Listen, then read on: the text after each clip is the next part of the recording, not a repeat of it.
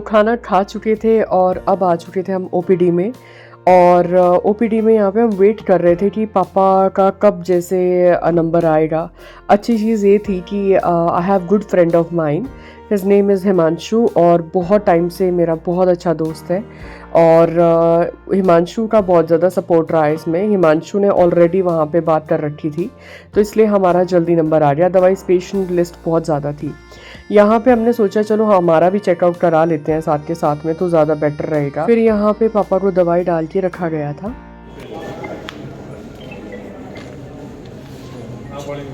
पापा ठीक हो?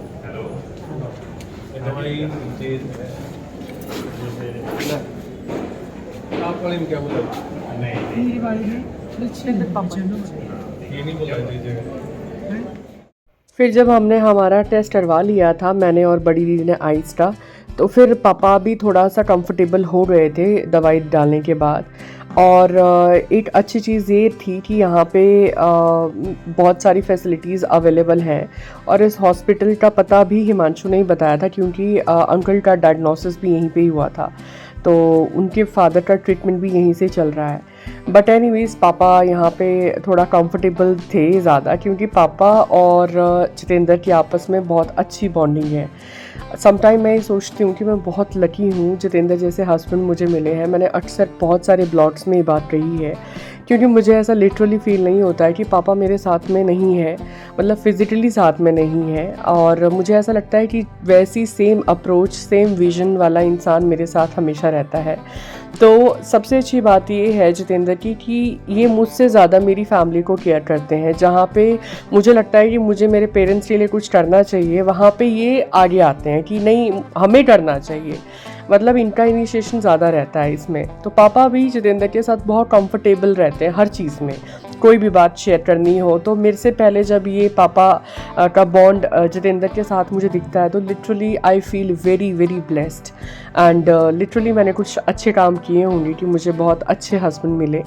एंड यहाँ पे दीदी को भी दवाई डली थी, और थोड़ा सा ये था कि उस टाइम पे जब दवाई डल रही थी ना, तो थोड़ा सा आई में जलन सी हो रही थी। मेरा भी रेटिना टेस्ट होना था। हमने सोचा चलो आए हैं इतने दूर, तो हम ये काम भी करके जाते हैं कि अपनी अपनी आइज़ को भी चेक कराते हैं। पापा के लिए तो हमें थी वरिडनेस। यहाँ पे पूरा पापा और जितेंद्र की पूरी बकैती चल रही थी। पापा अपने लाइफ के एक्सपीरियंसेस शेयर कर रहे थे, कुछ बता रहे थे। तो यहाँ पे बस उसके बाद पापा को हमने छोड़ दिया था, और पापा अंदर थे लेज़र रूम में, और दीदी आ चुके थे। और उसके बाद फिर हमारा नेक्स्ट यहाँ पे क्या होता है इस हॉस्पिटल में, जो ट्रीटमेंट है वो सेगमेंट वाइज होता है।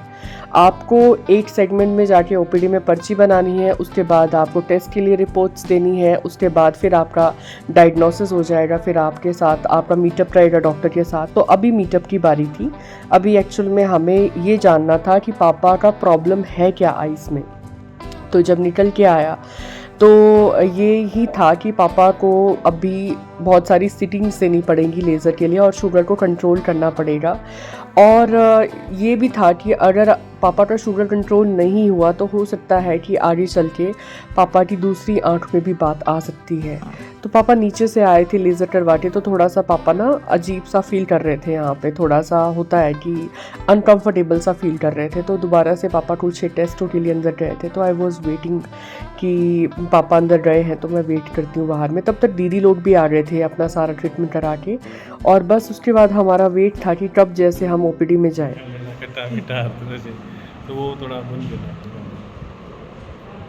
बताया। बस लास्ट में ऑलमोस्ट हमारे सारे काम हो चुके थे। अब लास्ट में एक इंजेक्शन बचता था पापा की आइज़ में लगना, उसके लिए अभी टाइम था। और बस हम कुछ रिपोर्ट्स यहाँ से कलेक्ट करनी थी हमने लास्ट में। ऑलमोस्ट सारा काम हो चुका था।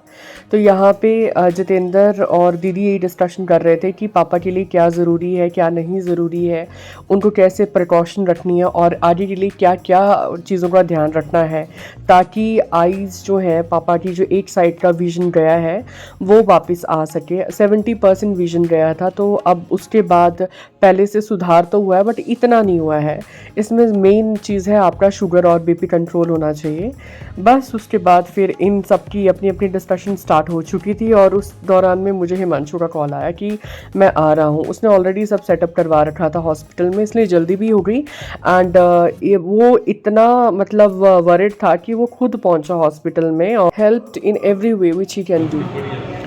पापा को भी एडवाइस किया है कि मतलब आप फ़िलहाल इंजेक्शन में डाला है और चांसेस हैं कि आगे उनकी दूसरी आंख का विजन चला जाए। देखते हैं क्या होता है। पापा तब होता ही है ऐसा। दूसरा क्या दवाई डाली उस वजह से भी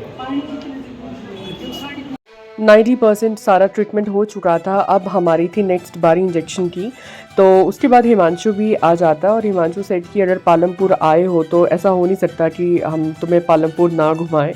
तो विजय, मैं और दीदी चले जाते हैं। जितेंद्र की एक बहुत अच्छी बात मैं यहाँ पे बताना चाहती हूँ। जब जाने की बारी आई तो जितेंद्र वॉज लाइक कि पूजा आप जाओ, आप एंजॉय करो, मैं पापा के साथ रहता हूँ। हो सकता है पापा को वॉशरूम जाना पड़े, इधर उधर जाना पड़े। तो कसम से मुझे उस टाइम पे ऐसा फील हुआ कि शायद मेरा ज़िंदगी का बहुत अच्छा फ़ैसला था जितेंद्र के साथ शादी कराना। क्योंकि जब जिस मोमेंट में आपका पार्टनर आपके पेरेंट्स के लिए इनिशिएटिव लेता है और आपसे पहले लेता है, तो उससे अच्छी चीज़ कुछ नहीं हो सकती। और विजय को भी उसने ये कहा कि तुम लोग जाओ, मैं पापा को संभाल लूँगा। और हिमांशु की ज़िद थी कि चलो मैं तुम्हें पालमपुर दिखाता हूँ।